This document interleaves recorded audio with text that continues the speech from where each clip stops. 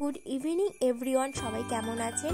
আমি পিয়ালি আবার একটি নতুন ব্লগে সবাইকে স্বাগত। এত আলোর রোশনাই দেখতে পাচ্ছেন। আমাদের এখানে মানে হাওড়াতে বিগত 2 বছর ধরে চলছে ক্রিসমাস কার্নিভাল।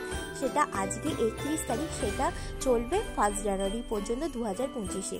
আমরা চলে এসেছিলাম 31 তারিখে এখানে ছেলেকে নিয়ে বরকে নিয়ে একটু আনন্দ উপভোগ করার জন্য।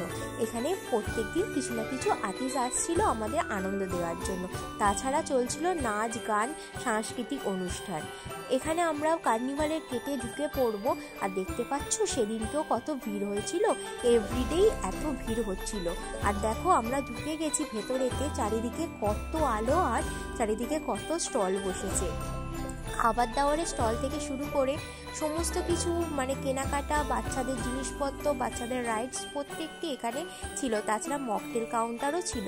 আমরা ঘুরতে ঘুরতে কিছু স্ন্যাক্স খেয়ে নিয়ে এখানে একটু ভিডিও নিয়ে নিলাম। তারপর চলো তোমাদের এখানে জিলিপি ভাজছে, এখানে ঘুরে এখানে পাশেই ছিল একটা ছোট্ট লেকটা ছোট বললে হবে না, বিশাল বড়ই ছিল।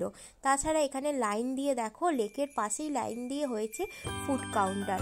এখানে খেতে খেতে পাশে লেকের হাওয়া নিতে নিতে খুব সুন্দর, আর যেহেতু ঠান্ডা খুব সুন্দর লাগছিল মানে উপভোগ করতে।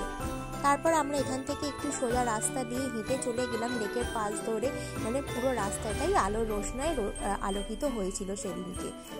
আর এখানে দেখো, এখানেও অনেকে ফটোশ্যুট করছিল। তাছাড়া ক্রিসমাস হিসাবে অনেক কিছু মানে স্নো বাইট সমস্ত কিছু দিয়ে, স্নো বিয়ার দিয়ে সাজানো হয়েছিল। তাছাড়া বাচ্চাদের অনেক রাইডস ছিল।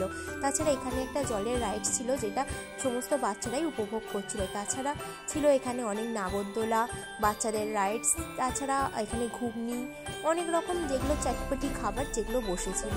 আর এখানে এই দৃশ্যটা এত সুন্দর লাগছিল না, এখান থেকে যেতে ইচ্ছা করছিল না।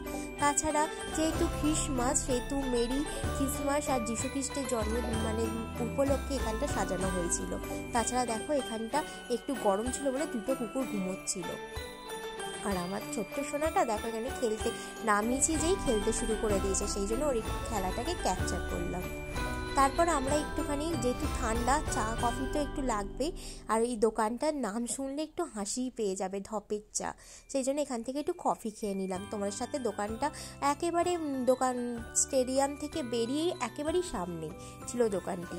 এখান থেকে একটু কফি খেয়ে, আর এখানে দেখো ধার লইতে হলে কি কি দিতে হবে তোমরা মনে রাখবে, এখান থেকে ধার নিলে কি কি লইতে হবে।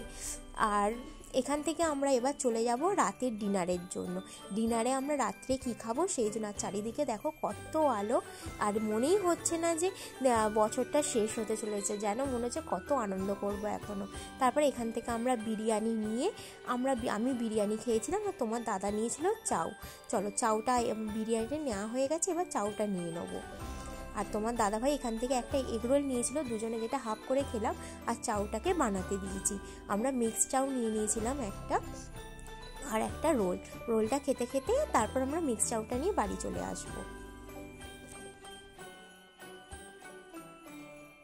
বাড়িতে চলে এসেছি, মিক্স চাউ আর এদিকে আমার চিকেন বিরিয়ানি, তার সাথে এবারে ডিম ছিল, দিয়ে খেয়ে তো খুবই ভালো লাগলো।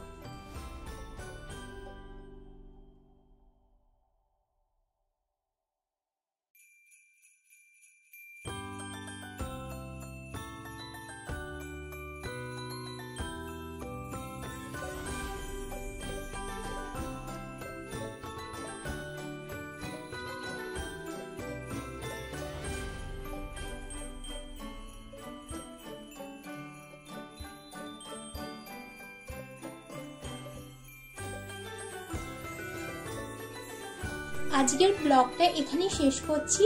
সবাইকে good night and happy new year অগ্রিম। আর সবাই ভালো থাকবে, সুস্থ থাকবে এবং সাবধানে থাকবে, আর খুব ভালোভাবে আজকে দিনটা এনজয় করো। দেখা হচ্ছে পরবর্তী আরেকটি নতুন ব্লগে। ততক্ষণে টাটা, বাই বাই।